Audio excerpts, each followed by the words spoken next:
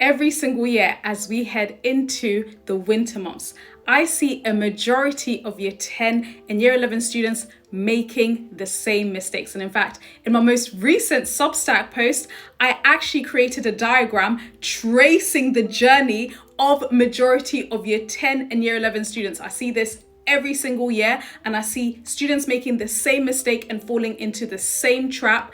And also, in contrast, I also see a much smaller group of students, this is between 5 to 10% of students, who during this time of the year actually make some very different choices. And they're actually very easy choices that they make, but actually that leads them to getting those 7s, 8s and 9s by the time they're doing the second round of mocks and ultimately in the final summer exams. And many students look at them as if they're geniuses, but all they did was actually follow some really simple and easy and very clever study patterns consistently that helped them get there in the end. And if you're finding that you're maybe feeling a little bit lazy, less motivated, I want to share with you these simple study hacks and these simple study patterns that you too, once you start following this, not only will you find yourself actually feeling not guilty because you're actually putting in consistent work and practice, but also it's very easy to follow as it only starts with 10 minutes of revision a day.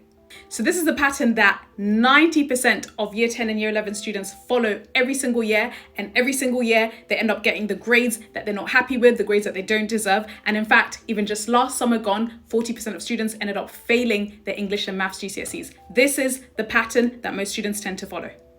So most year 10 and year 11 students, when they start off the year in September, they start off with lots of energy. And by October, they're all focused on, I need to pass my mocks, I need to pass my mocks. And of course, students who care about passing and doing well, then obviously put lots of effort into the mocks. But then, and this is the mistake that most students fall into, this is a trap that happens between November and February, when it's darker, when people can't be bothered, students slowly start losing motivation and they say things like, gonna start with my work, gonna touch that after Christmas. In February, I've got plenty of time. Then what happens is by the time Easter comes round, which it does always and every single year it's the same, there's suddenly panic. Oh my gosh, I only have 2 months left. Oh my gosh, and I have a month. I have a week now, I have no time. And by May, most students end up giving up. Now this is how you avoid this and study like the top 10% of students. So number 1, start with just 10 minutes of revision a day. That's it. Set a 10-minute timer and get started. Pick a question from a subject that you really struggle with. That's number 2. And then number 3, get started. And once your timer goes off,